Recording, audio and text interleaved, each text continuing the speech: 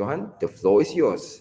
Yes, welcome to the show, everybody. We are here with Malik. Today we're talking about 21st century, a renewed 21st century mindset. Now, Malik, I have a profile of you here, but I think people are more interested in hearing from you. So would you mind sharing a little bit about yourself, your journey through uni, your working life, and a summary about what you're doing now in your own words? Okay. A quick summary, I guess. Right now, actually, this is my, I guess, entrepreneurial endeavor. My first one started in ended up in complete failure. But the second one turned out well. The third one turned out well. And now I'm on the fourth one, which is the jury is still out.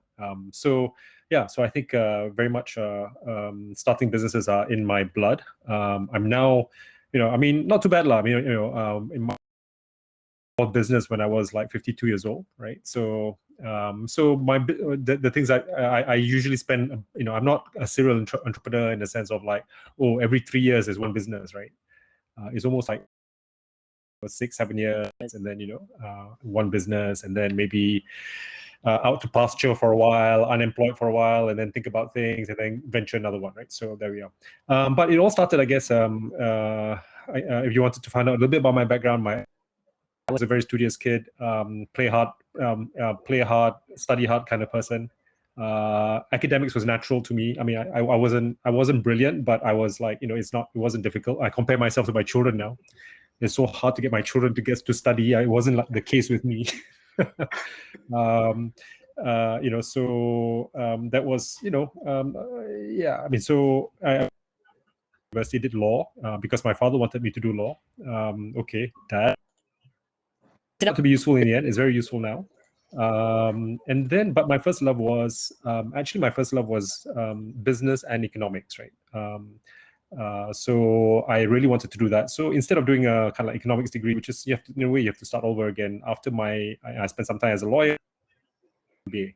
I went off to the States to do 2 years of MBA, and that was a great thing because I went to my first love of thing, and it landed me in an environment which was Web 1.0. Web 1.0 was, I think, Netscape was just. I was doing my MBA. Netscape, the original browser, listed as a company, and suddenly there was this whole bunch of early kind of like early, in the same way that we're talking about cryptocurrency right now, that mood around cryptocurrency right now, there was that mood for Web 1.0, right? At the time it was just the World Wide Web, www. Right. And that was into the technology sphere. I'm not a programmer, I'm not a coder, I'm not technical anyway. Engineering is my worst subject, physics is my worst subject, but I guess I enjoyed the creativity side of technology, and basically about how to bring this technology to market. That got me really interested. Sadly, I couldn't stay in the US. I wanted to stay in the US for a while because I wanted to go to Silicon Valley, but my visa didn't allow me to, so I had to come back to Malaysia. So in a way, it's like, did work for a company called Boston Consulting Group for a while as a management consultant. For a lot of people, that's the almost like the be all and end all. But for me, it was just a stepping stone to do my own business. And I started after I ventured to my own business because I really wanted to get into this space. Yeah. So there we are. So that's when the entrepreneurial venture started. Some of you might want to know. I mean, if some of your startup grind folks know. Was I started a classifieds newspaper. Wow, what an ancient thing! And it's classified. So it's almost like, I guess, the idea was to build it out into internet classifieds. That was the role, but internet wasn't available that much yet. People were still struggling with email. So let's start with a paper version of it first, and then to move to the internet, and then But I guess something called the Asian financial crisis. Something like COVID, but to a certain extent worse, at least from the economic viewpoint, it was it felt worse. But from a health viewpoint, obviously, it wasn't very, we just had the haze at the time. But because of that, I think the venture failed, and I ended up, owing the bank $300,000 ringgit at the age of 31. but was fortunate enough to meet some meet and Job Street, as you know, has now been taken over by Seek, but at the time it was just a jobs portal, and managed to join the team. And they gave me a fantastic signing on bonus because one of the I don't know how it happened, but it's just luck. Signing on bonus was to pay off 200,000 ringgit on my loan. And so therefore I joined them, and they had obviously one very so wealthy who paid off my loan personally, at least 200,000 of it. I should, he asked me how much do I owe. I malula. I said I only owe 200,000. Actually, I owe 300,000. Damn, 300,000. He paid off my loan and said, if you leave Job Street voluntarily, then you pay me back. If we fire you or something like that, you don't have to pay me back. That was the deal. But I think so help Job Street, in Singapore, in the Philippines, in India, and then I went back to look. And then after 4 years, I think we went through a dot-com crisis. I was a casualty of that. I guess all of us we had to reduce costs. So I said I signed up for it to go and go back into corporates. So I worked for Maxis for a while, and I worked for Yahoo, and then my third venture was BFM Radio, and BFM Radio started in 2000. Radio is my first love, but I remembered but when I first came back from the US, I wanted to do radio. It's really hard because you're competing against this guy called Ananda Krishnan, right? Ananda Krishnan had Miasat. He had 6 terrestrial radio licenses, and here's Malek Ali just coming up of MBA school trying to compete with that. You know when you who you're up against, right? A fellow alumni, but nevertheless. So I went through, but I came back to it after 12 years of radio. I mean, since radio was on, I mean, at least in Peninsular Malaysia, the radio was became very it started with sort of Astro stations, right, the Hits FM, etc. And they expanded the entertainment and music market, which is great. I mean, and it made a really decent it was a really decent run for them. But after about 12 years, it was kind of like the same formula, right?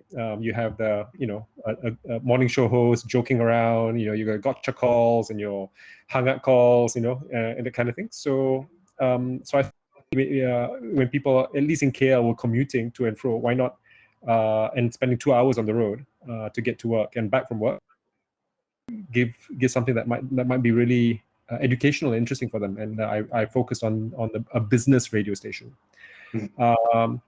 Fast forward later,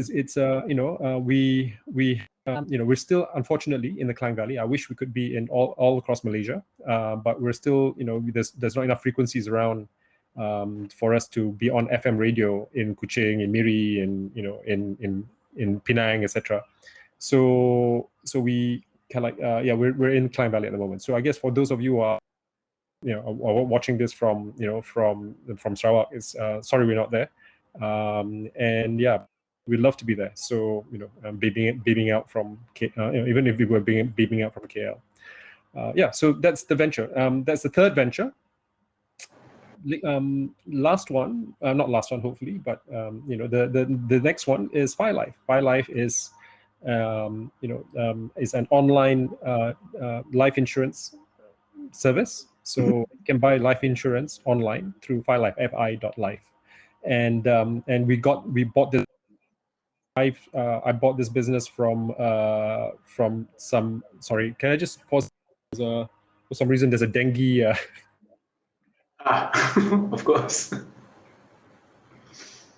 Safety first, everybody. Even during a webinar. Sorry. And I bought the business from a company called from a German company called Hannover Re, a huge German. Little Chiku just buying this Malaysian operations from a German company, which is great. So now we're doing that. The jury's still out. We're still like in any business. This one is in the early stages. So we're trying to figure out whether can this be success number 4. Fingers crossed. Sorry, that's success number 3, not 4. I got one, so far. Yeah. So that's a little background. Thank you so much. I said, well, everybody, I hope whoever's watching this, if you needed a speaker bio, there you go. A story from the man himself. So thank you for sharing, Malik. Now, with Pleasure. all of that experience, today's topic is about corporate culture. So what does corporate culture mean to you? I think it's just corporate culture is, I guess, it's not tangible, right? But you know it when you feel it, right? So a lot of people, when they come to BFM office in KL, not recently because of COVID, right? But before COVID, the first thing that they say to me is, "Wow, there's so much energy in the place, right? There's everyone's like, it's not it's loud. Sometimes it's like, we have to go outside and go, shush, shush, shush, please, we're having a recording here, it's a radio station and we're loud." And sometimes I remember once, the news team came out of the cubicle, right, the soundproof cubicle, and said, "Can you guys stop laughing? I can hear you laughing. Everyone can hear you laughing on the air." So I think that's so we didn't intend for it to be high. It results. So that's why I said it's a bit intangible. There's certain things that you do that makes it thing. So to me, what corporate culture is kind of like the environment that when and the norms once you come into the organization, the norms, the value system, right? The norms. But basically, when you come in, if you come into an office which is quiet, studious, and everyone sticking to themselves, that's part of corporate culture. The culture of working by yourself, etc., and so on. And are you and then when you ask anyone questions, if the response is enthusiastic or not enthusiastic, or kind of like, hey, you do your thing, I do my thing, that's also part of corporate culture. So it's really about what the environment that you create, and based on. Yeah, so I think that's the thing, and I think it's driven by I'll be honest with you, right? If you were to ask me today, what's a corporate culture at BFM, right? I wouldn't be able to give you an accurate answer because I haven't been at BFM for the last 1.5 years, right? Because I've been in Singapore all this time, and I don't have my finger on the pulse, right? And so I can only detect. It's very hard to detect corporate culture through meetings, right? I can talk like this, but there's only so much you can do. The ones that you really see the corporate culture is when you're actually sitting in the pantry, and are people happy? Are people looking forward to their work? Are people like coming around shrugging shoulders and looking really really depressed? Then you can get a sense of the corporate culture. So right now I don't have a finger on the pulse on that one, but when I and also the other thing is leadership also matters, because I think since about 2.5, 3 years ago, I have I've passed on my responsibilities to a management team, and part of at least my personal working culture is to let, when you pass it on, you really pass it on, right? Meaning, hey, you can develop your own style of leadership, as well as with that the culture around it, right?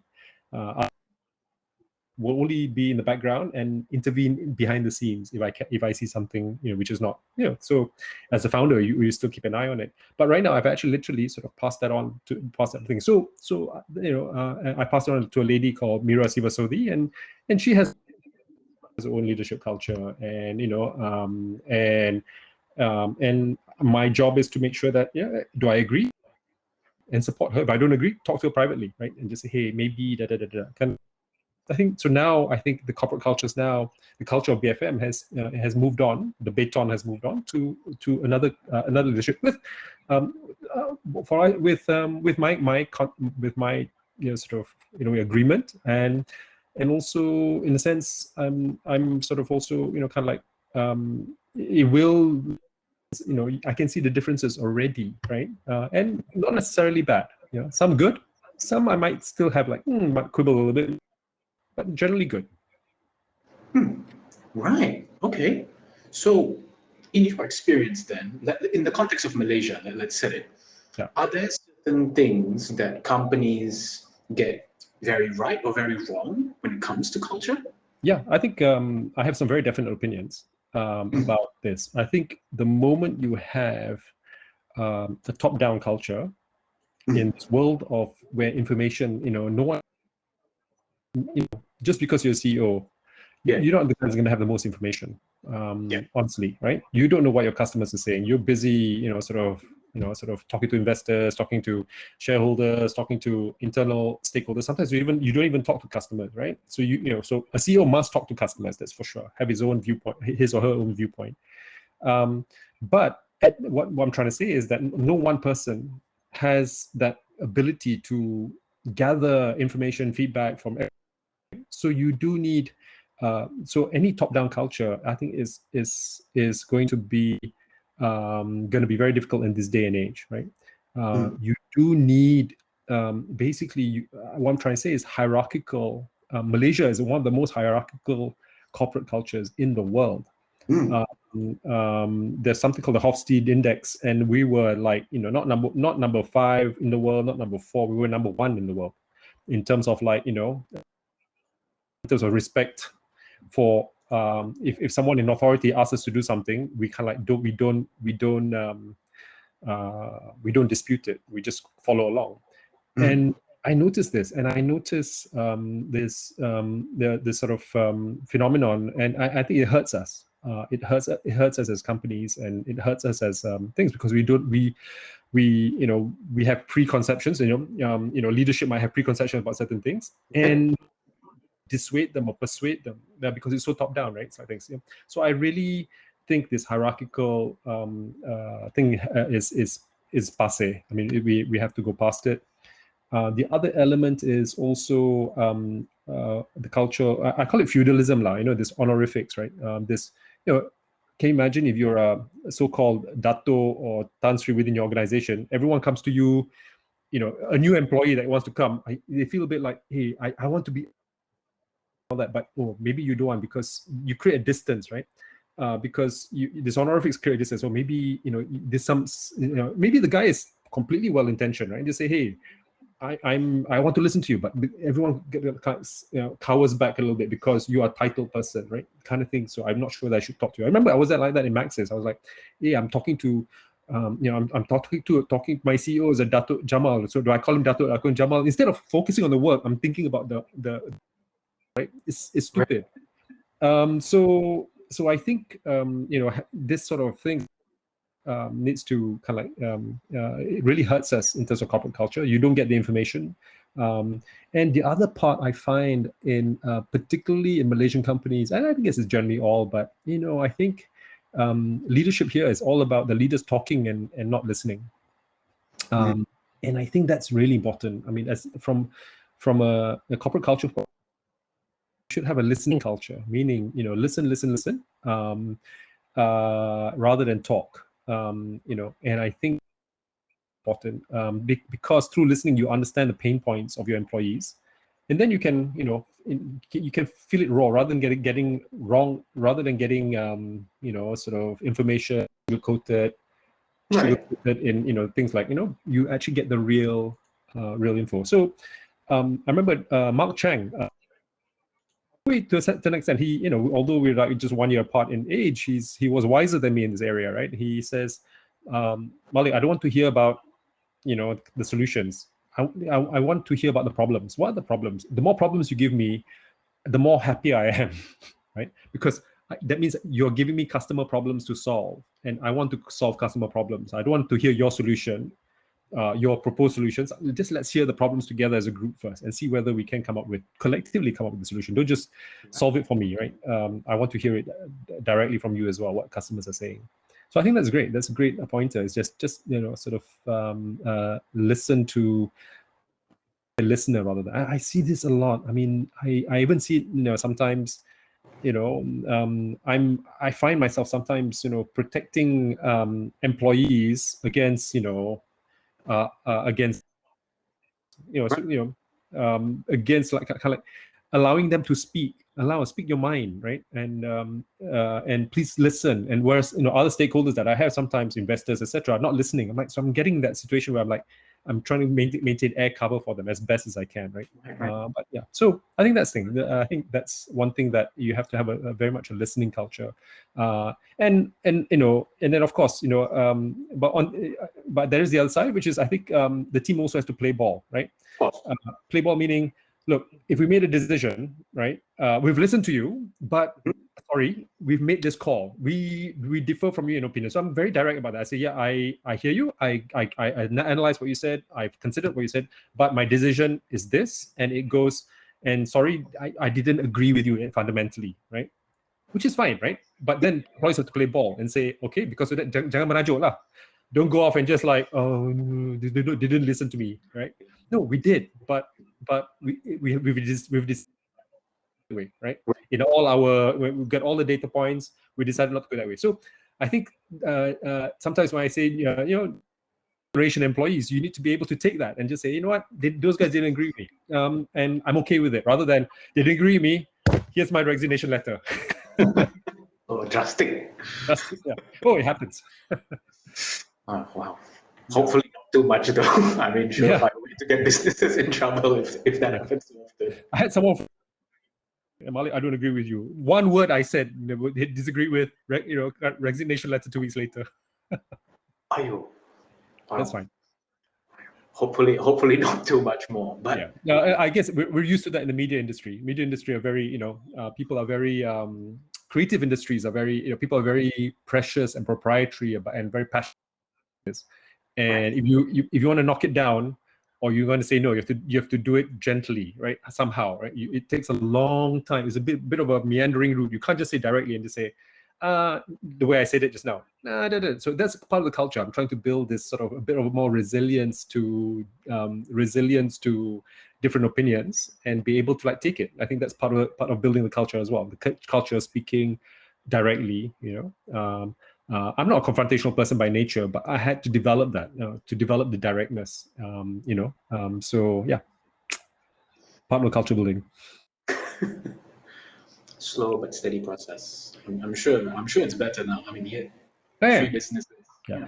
I mean, but as you grow, I noticed, right? So at this beginning, as you start, and then this is this is a startup grind thing. As you grow, as you start, it's easy to define. I mean, not easy, but it is the opportunity to define the culture, etc., through your actions. All that is quite easy. The way you work, the way you interact with employees, everyone can see it because there's 10 of you, right? But once you start, I think the growing pains will start when you are like 25 strong. Once you pass 25 people, you're no longer in the same room. Everyone has, you not just, everyone's doing different things, and left hand might not know what right hand is doing. That's when you get to that stage when you're past 10 people, you're going to 25 people. That's when you have to start institutionalizing culture to a certain extent. Meaning, you have to have those town hall meetings to align everyone. You need to have a vision of, right? You need to induct new employees in. You can't just throw them in and expect them to absorb the culture immediately, right? Because they're in different departments now, whatever, right? So I think that's when that's where BFM had its first problems with culture, which is when we were 25 people strong, and there was a big dispute about the direction that we should go in terms of the kind of people, etc., etc., etc. So I think that was our first thing. But then later on, as you now that BFM is 12, 13 years old, the culture challenges are a little bit different. I get this, and this is where, for example, I'll be very frank again, right? This is where my current Mira and I sometimes differ. She says, Malek, BFM is no longer a startup, right? Okay. And what by that she means, and I know what she means. She means that we need to put process in place. We're now 70 people strong. You can't just make decisions on the fly. You can't custom make compensation packages for every single individual. We need to have a process, etc. Right? So that means we're no longer a startup. I agree with that. But on my side, I say, look, we shouldn't lose up the startup culture. What's the startup culture? Basically, it's like, hey, taking a bit of risks, right? If we wanted to change a certain format and things like that, let's do it. And don't worry. Don't don't worry too much about like, oh, did we check all the boxes with this, before we launch a new product, no need to make sure that it's perfect. You can just iterate a little bit, right? Put it out first and see what happens, and allow people to try out different things and so on. So a bit of that sort of what I think Jeff Bezos called day zero, right? Always think your day zero. So I think there is a way of doing this. It's a bit of like a slightly like, in any creative endeavor, you always have this little bit of like, before you get to a nice medium, you kind of discuss it a little bit. So I think we're at that phase, sort of, is narrowing, but there are some elements I say, why do I have, before suggesting something, I have to like, kind of like go through, make sure that this person knows this person knows this person knows this person. Why don't we just do it? Something that kind of thing, right?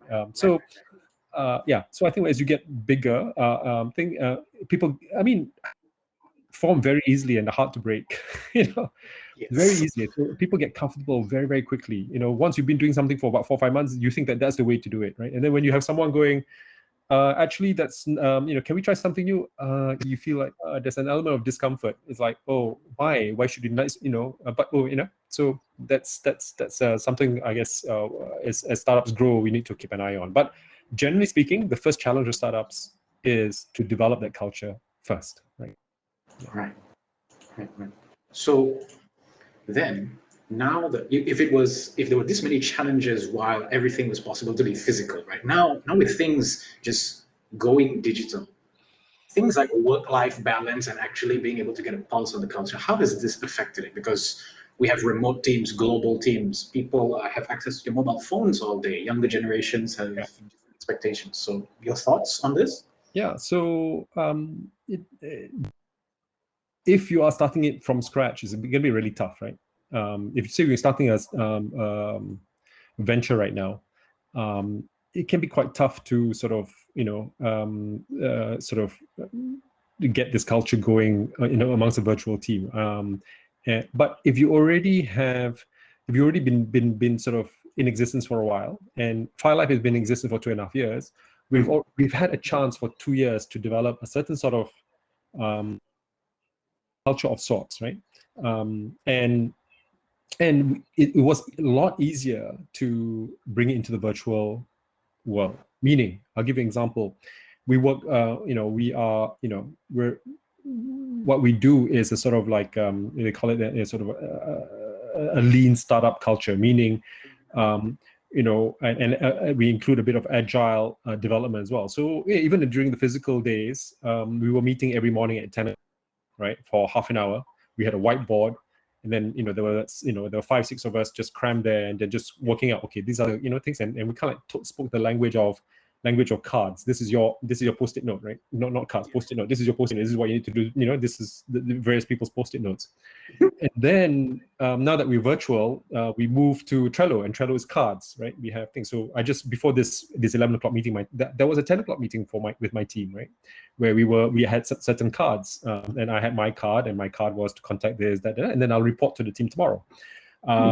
And so in a way, we've developed that early on. So, but I can sympathize with people who are just starting something now, and not and not having able to have that opportunity to sort of to do that. It's not easy because and I can't offer a solution, to be really honest, because actually culture is not just about what you say, right? It's about what you do, right? So that 10 o'clock meeting every morning was what we did, physically, in the physical world, right? 10 o'clock meeting. So people know that, hey, this is part of the culture of the companies, that we have quick reporting, we have quick things, and we're honest with ourselves about what we can get done, what we cannot get done, and things like that. So, and it's not through me saying, oh, let's do this agile development thing. No, it's because we're doing it. And I can see, but hey, if I were to start a company right now at this stage, I would say, right, I'll probably give a bit of a briefing about how I would like us to meet, and how I would like us to communicate. I'll probably set out the tools. I say, hey, we'll use Trello as this, we'll use this as that, and then start doing it. Start doing 10 o'clock meetings. Fine, let's do it. Every morning we do a 10 o'clock meeting. We'll check in each other at 10 o'clock, and then we'll have a creative meeting at a certain time. Then we can do that. So I don't think it's impossible. I think we can do it. Interesting. We've recruited people. FireLife has during the pandemic, and one fit the culture really well, and the other didn't. And we could tell, even in a virtual environment, we could tell. So the one who didn't, was very secretive about, kind of like whether he's done certain things or not. For us, we needed transparency, very secretive. And then, sort of kind of like if there were issues or problems, kind of like basically hid it, right? As opposed to the Mark Chang, please surface it. So we already could not feel the culture. We want the culture of people putting out the problems and not feeling insecure about it, right? And saying like, I think I have this problem. I'm solving it this way. Do you guys have any other ideas about how to solve it? But my first default position is that I think I'm going to solve it this way. What do you guys think? Right. So, but this person didn't do that. So yeah, he was let go. Right?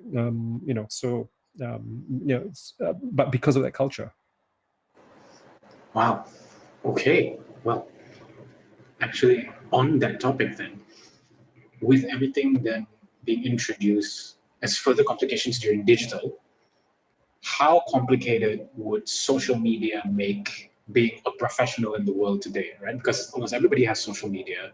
Yeah. And then where do we draw the line? Like where you step out of office and like your personal account is your own personal stuff? Because we see people getting in trouble on social media all the time. You represent this company, but you just happen to say something while you're out somewhere, somebody recorded you, it goes viral, and all of a sudden you're in trouble and the company is in trouble. How do you reconcile this? Like, how would you tackle it? Yeah, it's interesting. I think we had this even before the COVID situation, right? Where BFM had a number of presenters, and these presenters they have their own lives as well, and they also sometimes comment on social media on their own thing, as well as on kind of like comment on BFM stuff, right? I mean, they are brand ambassadors because they're presenters of BFM. So I think we had to, in a way, put we had to put some rules in, right? Meaning social media, please, rule number one, don't fight each other on social media. So some employees do tend to fight each other on social media, right? Number one. Number two, don't diss a client, right? Client of BFM, right? Don't diss them. You have a internal first, right? So I remember there was someone who really had a bad experience with one of the telcos, and the telco is an advertiser on BFM, and but had a bad experience when completely apeshit on social media about what is the issue. I had we kind of like say, hey, hang on a second, just a second, this is a client, and the client has raised this issue. Why is one of your presenters saying da da da da da? And so we had to have that rule, right, to say, look, you this is your person, do it, get service, give them hell if you like, but don't use say I'm from BFM, I'm going to tell if you don't don't use your position as a presenter to as leverage, right? You shouldn't. I don't even do that as a founder. I don't use it as leverage. And second, just don't put it on social media, right? So I think we have this sort of rules because in the sense of BFM, and you do so one is a kind of like a bit of a hard kind of like thing where you can't have rules, and then everything else is based on kind of like okay, then this other sensitive part, what's your political persuasion, right? So fortunately, I mean, for us, generally the people we recruit were aligned, right? Meaning we're progressive, we want to solve solutions, we're trying to be constructive. Right. Some of us are a little bit more biting than others, Right. Okay. Me included, right? If you've seen some of my posts, it can be a bit, but it is all within. It is all written with the knowledge that I am also a BFM founder, right? So so for example, and there is a positioning associated with it. Like yesterday, I wrote about why. I mean, the first question of MDEC, right? The first question of Surina Shukri that Xiaoning asked was, "Are you on your way out?" Right? On a breakfast grill program, on a radio show, talking to the CEO of MDEC and just asking her about her position as CEO. Are you on your way out? That was the first question. But it's okay. I mean, and to me, my post after that was about about giving certainty to technocrats, right? Right. You don't muck around with them. You don't say to them, "Oh, maybe you're in, maybe you're out." You're months and we haven't decided yet. You don't mess around with good talent like that. No one does that in a normal company. Why does the government do that? And that's why I posted out. I said, management 101 for politics is, is talent needs certainty. They need to know that either you're with them or you're not. If you're not with them, tell them early and fire them. Tell them 6 months in advance so they can find other jobs. Don't keep people hanging on the line and starting rumor mills and things like that. And because it creates a but so it is a biting type of article because it is criticizing politicians. But is it do I feel comfortable as a BFM founder saying it? And I am, because I am representing the business community. We are representing and this is basic business practice, right? You don't, the CEO of Nestle or CEO of British American Tobacco in KL, we don't get situations where they don't know within 6 months or not whether they're here or they're not there. They know. The evaluations come, and every year say, okay, you know what, we're not gonna renew your contract in 6 months' time. Have to take all the time you need to figure out things. We're gonna send you back to Switzerland. We're gonna send you here. We're gonna planning all that, right?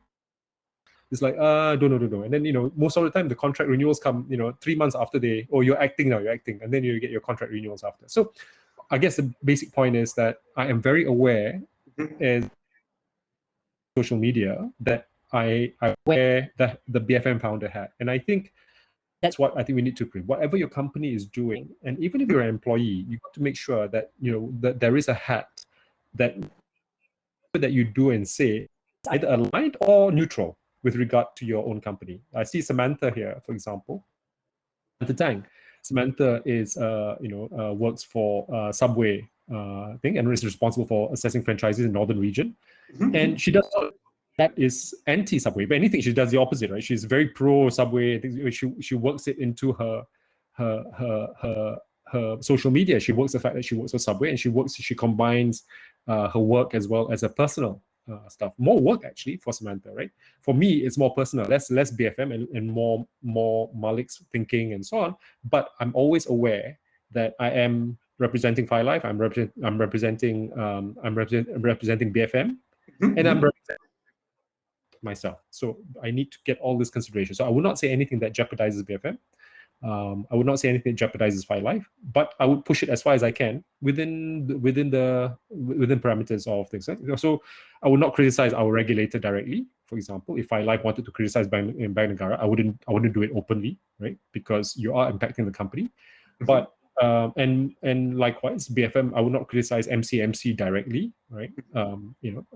Because BFM is going through our regulators as well. I would not cheese off our clients, etc.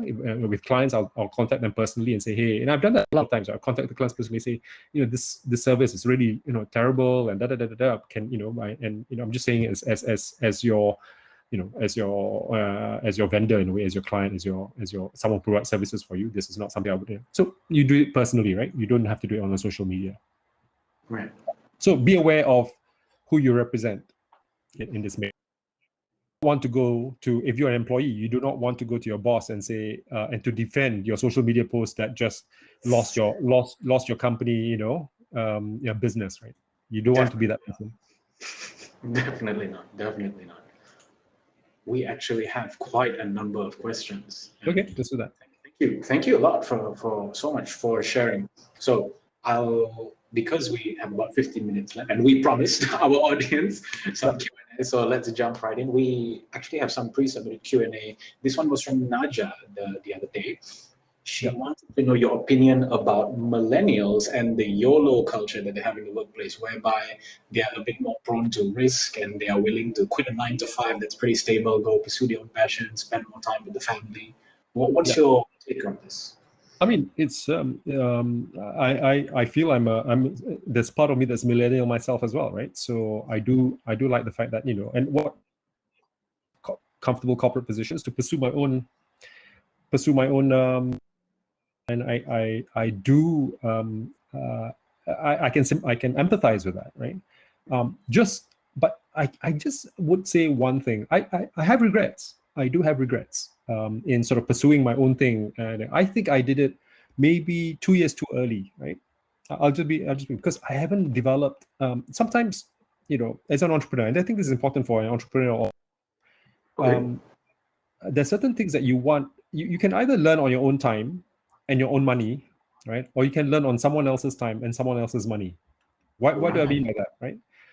Supposing I was to start something when I'm just like, immediately when after university or even before university, right? I want to start something. Basically, you're learning on your own time because you're learning on your own time and your own money. Why? Because you have to figure out how you're going to pay yourself salary. You have to start your own business, and your experience is limited to the industry or the immediate situation that you're in, right? So your experience is probably very limited, not so wide and big, right? So what do working for others help you do? First, it widens your circle, meaning relationships, establish clients, establish suppliers, establish business development partners, etc. that you're circulating with. So in a way, you're building networks on someone else's network IP, I guess it's the right word for it. Their network, their channels already. So you're dealing with that. So rather than you cocoon in your own, trying to find, try to make that phone call to meet people. It's like one person. This one is already established. You can immediately think. Next, you can learn some skills on the job, which which you would have to learn on your own and your own time if you were working on your own, right? So for me, why I said I another 2 years would be fantastic. I remember when I was at BCG, I was the analyst and the consultant, meaning I did the thinking and analysis, and I did the presentations, right, for clients, etc. But I never sold the project, right? I never sold the project. I was not, and also I was not the point person for the client on the project, right? And that's an amazing learning curve. And I didn't. I'll be honest with you. I thought that there was fear of that learning curve, and therefore I kind of like sidestepped it by doing my own business, etc. But guess what? So I had to learn it anyway, right? Because at the end of the day, if you're starting your business, you have to sell. You're the point person. You have to execute, right? So client says to you, "I need this project done," and you have to do it. Right? And why not learn this on a company's time rather than on your own time? So on company's time, if I were at BCG, I would have learned it. I would learn how to manage clients' expectations. I would learn how to buy. I've learned how to deal with like delays and sort of shortfalls and get people who I don't have control over to do more. For the project, etc. And all this, I think I missed out because I didn't go to that level where I was interacting. I was a point person for the client. There was always a manager ahead of me, and I was for the manager and presenting when the manager says, "Okay, present to this client." Can present, can over. But I was never that point person. And I think for millennials and anyone, I think you need. If you want to do it on your own time, you can, but it's going to be very hard to discover you. Okay, you have social media and all that kind of thing, but still, you really in hearts of hearts, you haven't developed those skills yet. So my suggestion is that be very self-aware, know where your gaps are, and in business, you need to know how to sell. You have to know how to sell your products. You have to know how to sell yourself. You have to know how to sell to investors. And all this, if you don't know how to sell a product, if you don't know how to sell to investors, if you don't know how to be to execute, on behalf of your customers, and to deliver and make sure everything, from the order to demand, you don't know that process, or you don't know what happens if customer returns a product, or customer says this is media and things like that. You have to deal with all that. If you haven't done all that, then my suggestion is don't do it yet, because then you'll have to learn on your own time. And your own money, honestly, and at least you're earning a salary when you're learning all this. You don't feel so bad, at least you're getting a pounding emotionally, but at least when you go home, there's money in the pocket, right? Right. If you do it on yourself, you get pounding emotionally, clients unhappy, this and that, and then you also get money burning in your pocket as well. That's tough, and no money in the pocket rather. So that's just my counsel. But I with pursuing your own passions. You only live once, yes. Completely that, but phase it so that life is a marathon. It's not you don't you have a long time. There's a long time frame. Look, I started my fourth business at the age of 52. So I remember I laughed, and I was at business school. Someone started a business at 55. I laughed in class, and I just got like such dagger looks from my the rest of my peers, right? And then I know, oh yeah, that's true. You can start business anytime. Wow. Thank you for that. I think you actually indirectly answered also one or two of the other questions that we had, but that's okay. Our next question actually is from CA Ngo. He's asking, should corporate culture be learned, and how often should it be audited or reviewed? Yeah, I think if you have to audit a corporate culture, it's going to be really, But I think honestly, I think there are consultants that do. I have done one before, right, where you audit a corporate culture because it's such a big organization that you have to do that audit, right? And I think there's something called ready, willing, and able. Are you ready? Are your employees ready and willing and able to do ABC, right? But to me, it's first nip it.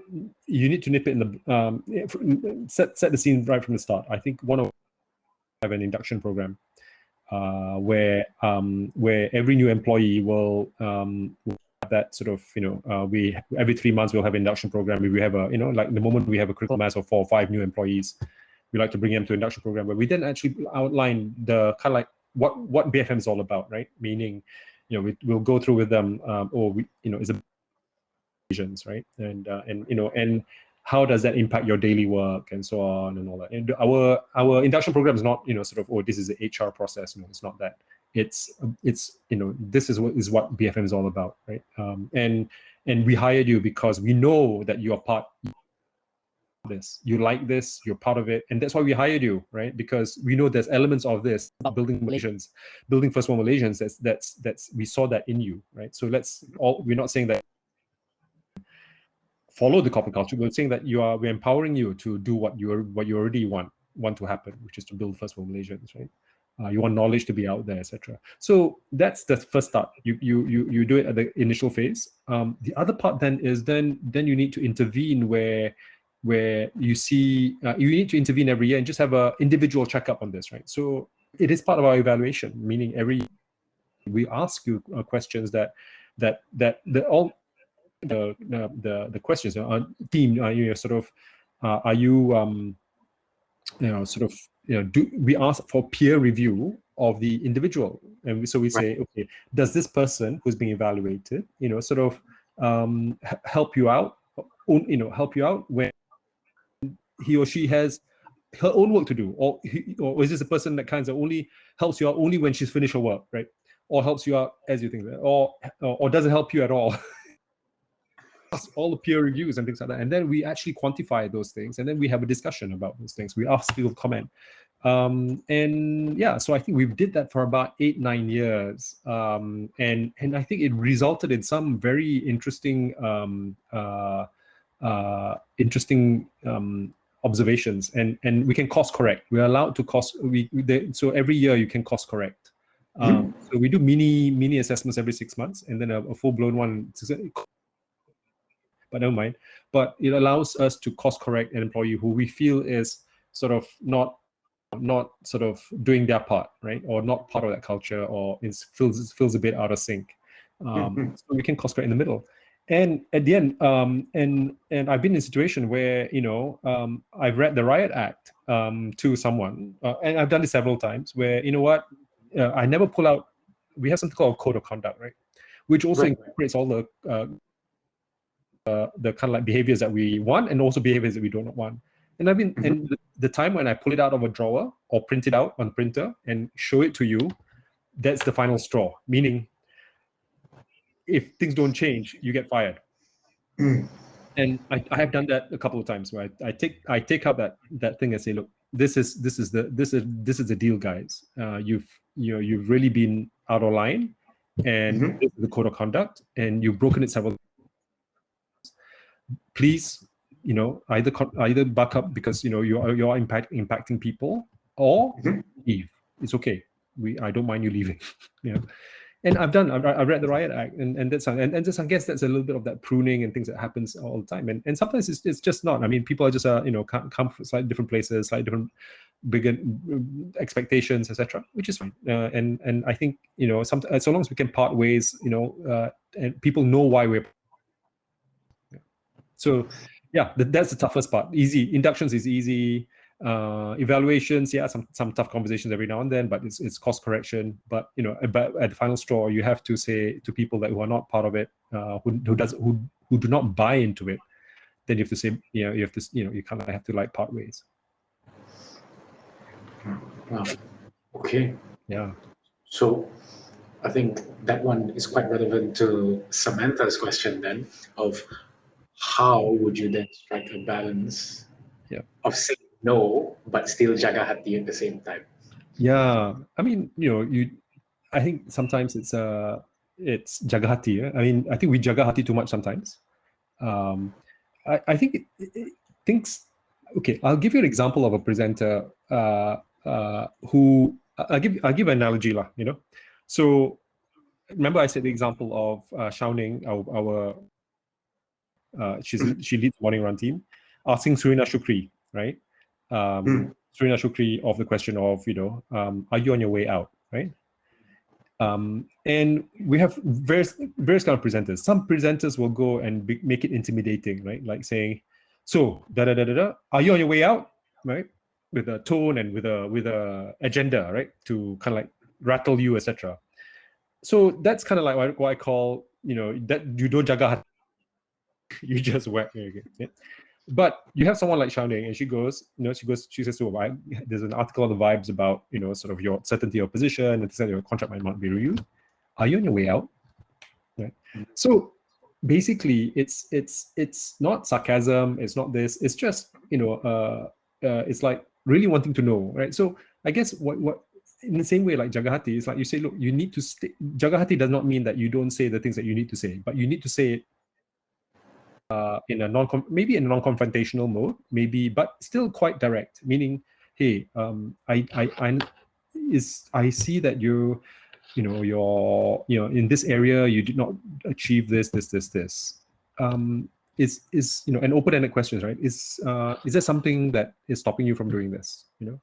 What were the reasons behind this? Is there any, and then you follow up with, is there any way we can help? Is there anything within BFM that we did help you achieve this? Is there any other resources support that you need for you to do this, right? And then so it's more of a sort of a gentle inquiry into what is the root cause of what's not, what the employee didn't do or did do, whatever it is, right? Just investigating a little bit rather than why do you do it, why and the tone and things like that, right? So in a way you can highlight this thing by Jagati, but of course, have different what I call whether they're thin skin or thick skin. It depends. If the person is really thick skin, then you can there are some presenters that I'm very thick skinned with, right? I say it's really screwed that up, right? Because it was an opportunity, and this is the language I speak to him, right? But I will not use to someone who's a little bit more thin skinned. Then I'll say, maybe this, I thought that this could have been a little bit more. You could have been a little bit more forward with this, with as I said with the. Hey, I mean, man, you missed a great opportunity, I think you went back to your old habits. Very direct, right? Yeah, but it depends on the person. Right. Okay. John, I have one question. I can't see the questions actually. I can only see the chat group. Is that meant to be the case? Oh, it's in the Q&A box. Okay, I can't. Yeah, I don't. We've just hit 12. Would you be okay with taking one or two more? With a bit more extra time? Okay, we actually have a follow-up. Just now you kind of answered this person's question, but Nur Aswa, she would like to know if you can give a bit of an opinion about what's the outlook for new business owners in 2021 onwards amidst the pandemic. Yeah. So my original view, I mean, I've been through the Asian financial crisis, right? Not want to be starting a business when everything's crashing, right? Because you don't know when the bottom is, right? That's the problem. When everything's crashing and you don't know where the bottom is, you don't want to start business when and that's what I did, right? I started business right at the peak, and then things crashed and came down, and you don't want to start business. What you want is when almost like the landscape is now bombed out, and then you're rebuilding. That's the time when you want to start a business, right?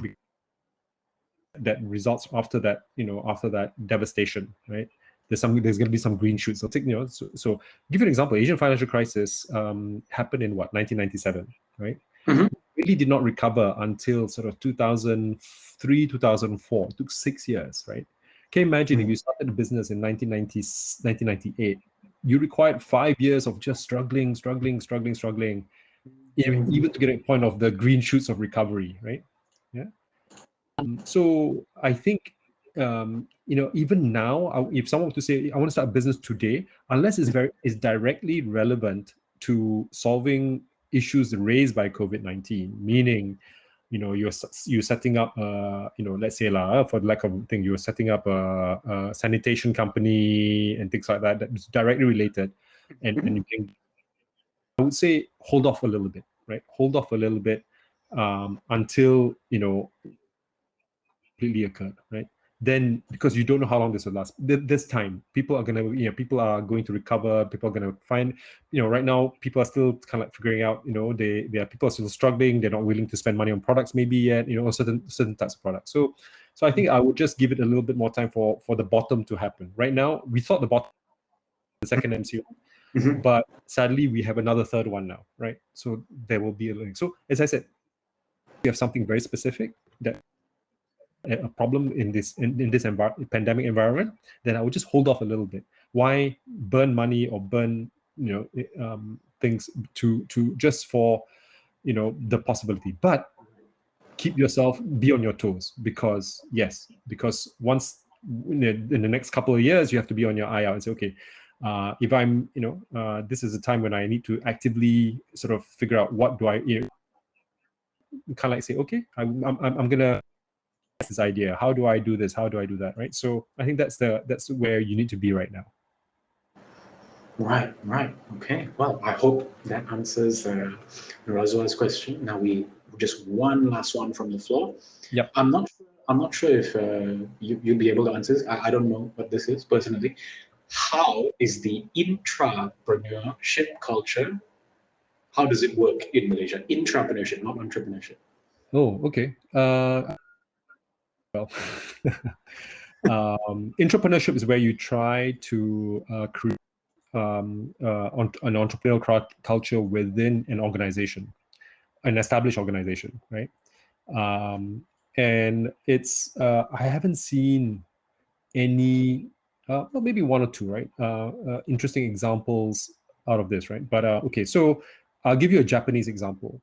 And even then, it's not really intrapreneurship. Japanese example is an entity. Entity is Nippon Telephone and Telegraph, the equivalent of Telecom Malaysia and Japan. Then suddenly they had this internet entity, or mobile internet, internet on the mobile phone, that was developed by some engineers within NTT, right? And what they did was they tried. I guess initially they tried to do it within the corporate culture. Cannot, because these guys, they're doing mobile internet. The telco fixed line didn't understand them, right? So what happened was they said, you know what? Why don't you guys go to a different building? Call yourself something else. Go work away from here. Do your own thing. Doesn't matter, right? So these guys went off, called themselves Docomo. And they started their mobile internet thing. And then they developed it, and Docomo became the mobile internet default for the Japanese, even before the days of mobile internet, right? They were the first that came out with it. So later, NTT brought them back into the fold, and now it's right. So that's not actually entrepreneurial, right? That's actually saying, okay, what entrepreneurial, intrapreneurial. We chuck you out first, and then we'll buy you back or bring you back in later. I rarely see this. Even if you look at Axiata, if you look at some of the things, Axiata itself does telco stuff, but when they wanted to do interesting things, or they chuck out, they put out Boost, they put out Axiata Digital, etc. They kind of say, you know what, we're going to set you up as a separate subsidiary. Off you go. You don't need you report at a certain level, but we're not going to put you in. Even Google does that to a certain extent, right? I mean, Alphabet, right? Before they were doing all kinds of things, and then suddenly it's like, okay, now we're search. The new CFO came in. They say, now we're going to do search.